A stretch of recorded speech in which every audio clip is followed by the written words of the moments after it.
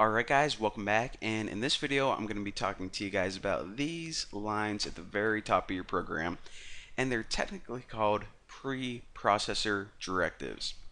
Now, you know how I told you guys like in the first video that the reason that we download this piece of software is not only so we can type code in it, but also one of the jobs of this piece of software was basically to take code that we can understand.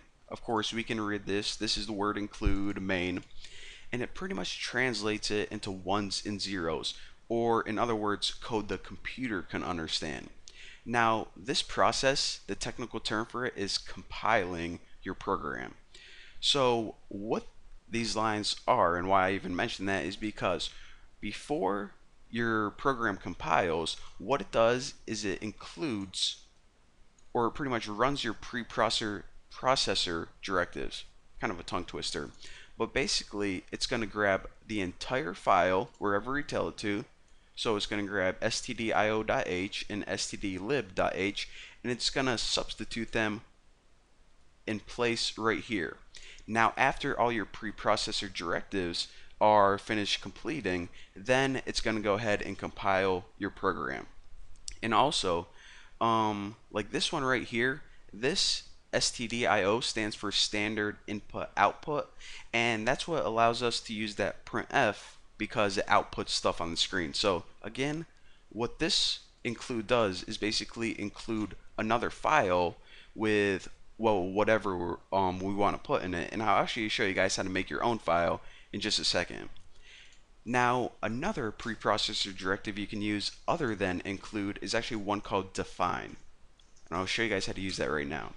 Pretty much type in the, I call it hashtag because I'm stupid Twitter now, but the pound sign, hit define, and what a constant is basically, it's kind of like a variable, but its value can never change. So whenever you have a variable like tuna, you can set it equal to 21, and then later on you can set it equal to 32. Well, with a constant, you can't change its value. You set it once in your program, and it stays that way forever. So if you want to, I don't know, just make a stupid constant, just to show you guys an example called my name. And also, whenever you're making constants, make sure that you make them in all uppercase letters. And this is just so you can easily distinguish a constant from variables in your program. It's I don't know, it's just like something all programmers do. So of course, type the name, whatever you want to name your constant, and then after it, its value. So I'll just say my name is Tuna McButter.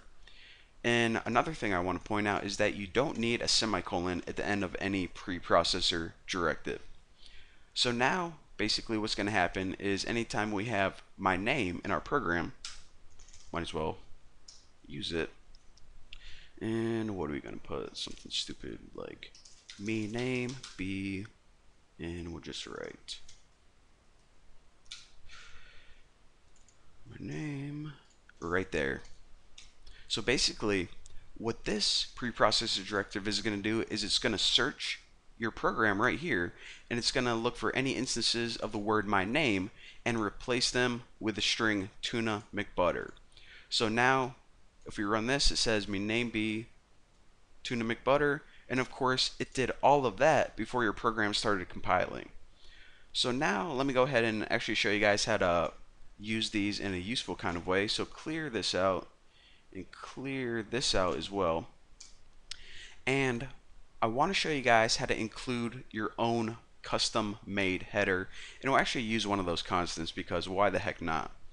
So the first thing we need to do if we want to include another file is, well, create a new file.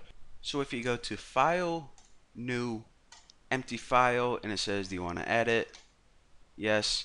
And now you pretty much just give it a name. I'm going to name mine Bucky's info, and you also want to put .h. It's just a header file, and it's just I'll explain to you guys about the different types of files later on, but whenever we're including this, give it a .h extension. It means something special to see. So hit save, and then it says okay. Pretty much, do you want to add it? Yep. And another thing I want to mention is that whenever we named it .h, what it means to see is a header file. So it creates a new folder called headers, and it organizes pretty much all your header files for you by default, which is pretty sweet. So now we have two files in our program. This first one, of course, is the one main.c, the main one we've been working on the whole time. And we also have this new bucky's.info, or excuse me, bucky'sinfo.h. Now, also take note of these other header files we include were also .h. So, in case you didn't notice that. Now, in this one, remember, what's going to happen is any code that's in here is pretty much going to be copied and substituted right whenever we write our preprocessor directive. So we can write something like, let's just go ahead and define a couple constants. So define my name, and I'll put my real name this time. No more of that tuna McButter, whatever the heck his name is. And I'll just go ahead and define age 28. So now, and we actually don't need to save these because whenever we build and run, it automatically saves all your files for you. So pretty cool. You can do it the lazy way. So now we have a little bit of code in this bucky'sinfo.h, and let's go ahead and include it in our main program. So copy this, do it the lazy way, and also delete your entire stdlib piece of code right now. And as you can see, this header and this header are brought in using the brackets. And whenever you use brackets, it pretty much means search the default place where headers are. But we can use double quotes, and double quotes means search in the same directory or the same folder is our code, and it's just a little bit faster way to bring it in. Don't really worry about it right now. And of course, type the name of your file. So again, it's going to include this one, and then it's pretty much going to copy this and paste it right in here. That's like pretty much what it does, actually. I should probably use that analogy earlier on. And then it runs your program. So now that we have this info brought in, let's make a cool program with it. I'll show you guys how to make a program that calculates the age of girls I'm allowed to date. So I'm like, alright, am I allowed to date a girl who's like 24 if I'm 28? Well, I don't know. What about a girl who's 17? Probably not. So the formula for it is this. Go ahead and make a variable called int girls age. And the formula for this is actually, and I'm going to do some math, and I know I didn't talk to you about the mathematical operators of C yet, but you guys will understand this. You take the age, and this is my age, which is 28, and you divide it by 2. Of course, to divide is just forward slash, and I'll talk, like I said, talk about that later on. So now, of course, this is 14 for me, and you take that and add 7, and that's the age of girls anyone is allowed to date. So go ahead and think of your age right now, divide it by 2, and add 7. Don't date any girls younger than that. So this should equal 21, I believe. So now let's just go ahead and add a print statement. Don't need to do anything else. So I'll just put something like S, which would be my name, like Bucky Roberts, can date girls who are actually girls, do this, percenti or older. And of course, now we need to give it those pretty much like pieces of information it asked for, and this is, what I name it, age, or the first one is my name, and the second one is girl's age. So let's see if this works.